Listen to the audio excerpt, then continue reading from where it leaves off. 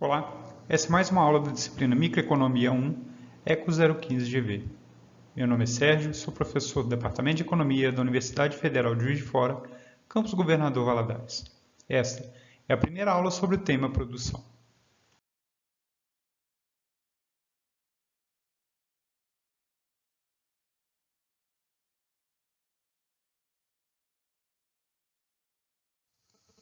Ao final dessa aula, você será capaz de compreender como as firmas tomam suas decisões de produção no curto prazo, período no qual ao menos um insumo ainda é fixo. A teoria da produção explica como as firmas realizam suas decisões de minimização de custos e como os custos variam de acordo com a produção. As decisões de produção da firma são divididas em 3 passos. Primeiro, tecnologia da produção, o segundo, a restrição de custos e o terceiro, a escolha dos insumos.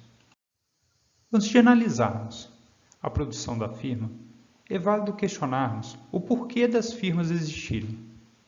As firmas existem pelo fato de que, em determinados mercados, a concentração de produção ser mais eficiente economicamente, o que pode ocorrer por diversos fatores. No entanto, apesar de geralmente serem mais eficientes que a produção por vários trabalhadores de maneira individual ou freelancers, as empresas nem sempre atuam no ponto de máxima eficiência. De maneira simplificada, as empresas transformam os insumos em produtos e ou serviços. O modo escolhido para realizar tal transformação é conhecido como tecnologia da produção. Com o objetivo de simplificação didática, consideraremos que os insumos possam ser divididos em 3 grupos: trabalho, capital e outros.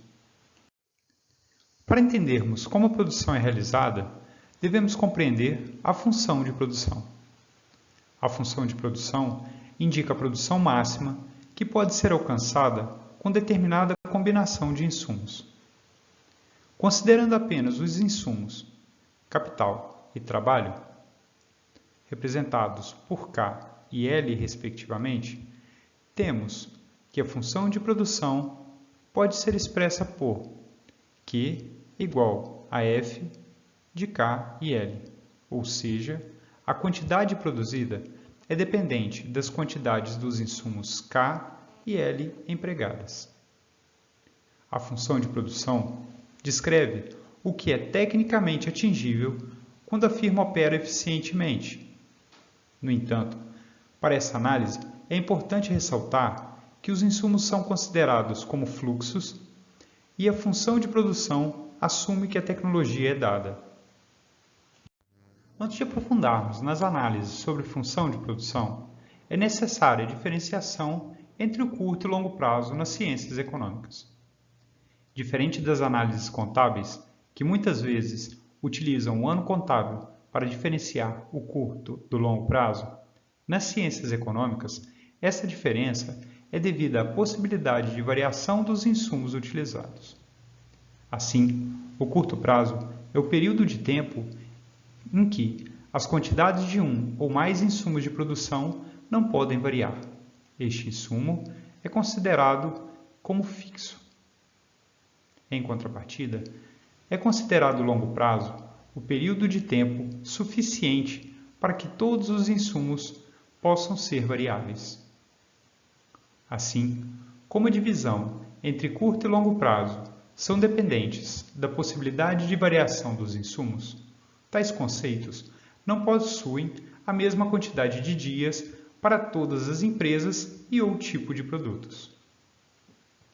Utilizando um exemplo comparativo, enquanto o longo prazo de uma sorveteria pode ser considerado o prazo de apenas algumas semanas, o longo prazo para uma montadora de veículos poderia ser dado por alguns anos, haja vista o maior tempo necessário, por exemplo, para a aquisição de maquinário, nesse caso robôs, que sejam específicos e necessitem de encomenda para que sejam produzidos.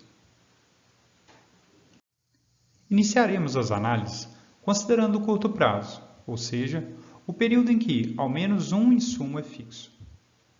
Como utilizaremos apenas 2 insumos, capital e trabalho, K e L, consideraremos K como insumo fixo enquanto a mão de obra, L, o insumo variável. Posto isso, conseguimos utilizar métricas que facilitem o entendimento da produção. A primeira métrica é a produção média, ou PME, que é obtida dividindo a quantidade produzida pela quantidade de insumo variável empregado. A segunda métrica é a produção marginal, PMG, que mede a variação na quantidade produzida devido ao acréscimo de uma unidade a mais de insumo variável. Atividade 1. Baseados nos conceitos de produto médio e produto marginal, discutidos anteriormente, preencha a tabela.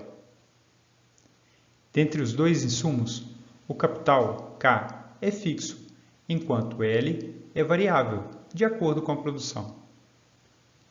Para a presente análise, iniciaremos a partir do ponto em que a produção é maior que zero. O emprego de uma unidade de trabalho e 10 unidades de capital resulta na quantidade produzida igual a 10, como pode ser visto na segunda linha da tabela. Nessa mesma linha, o produto médio é igual a 10, haja vista que Q dividido por L é igual a 10 dividido por 1, resultando assim em 10. Ainda com a utilização de uma unidade de mão de obra, L, o produto marginal é calculado pela variação na quantidade produzida, que passa de 0 para 10, com o emprego da primeira unidade de trabalho, devido pela variação do emprego, que é igual a 1, que varia de 0 a 1. Assim, tem-se que a produtividade marginal é igual a 10 dividido por 1, que é igual a 10.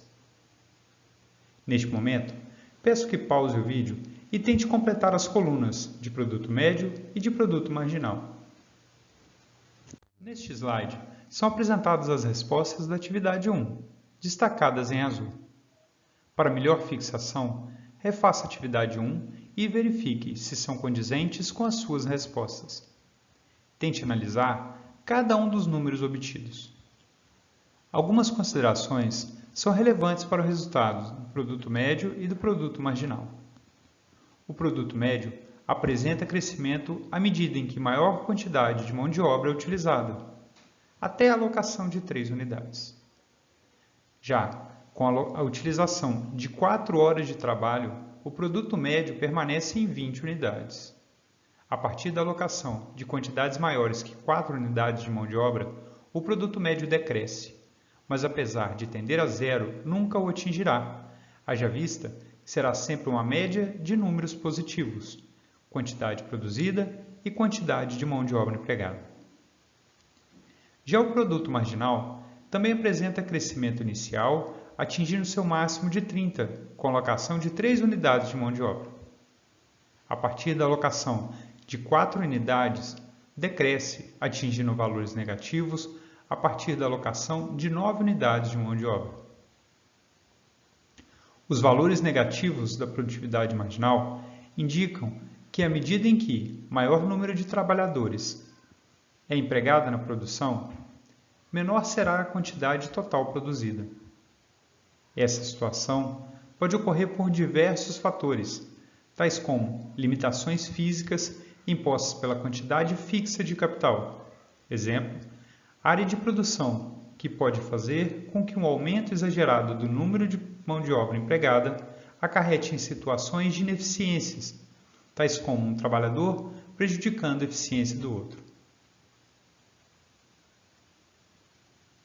Um exemplo específico de produtividade marginal negativa pode ser vista quando a contratação de mais horas de trabalho de açougueiros incorre em filas para pesar a carne dentro de um açougue.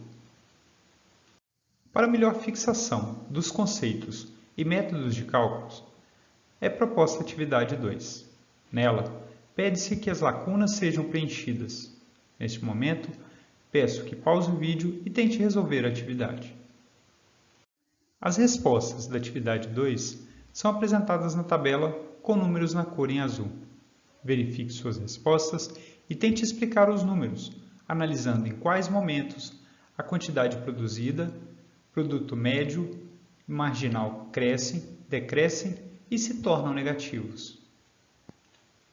A atividade 3 utiliza os dados da tabela obtida na atividade 1. Nela, são propostas duas aplicações, das quais a primeira relaciona graficamente a quantidade produzida e a quantidade de insumos variáveis utilizada.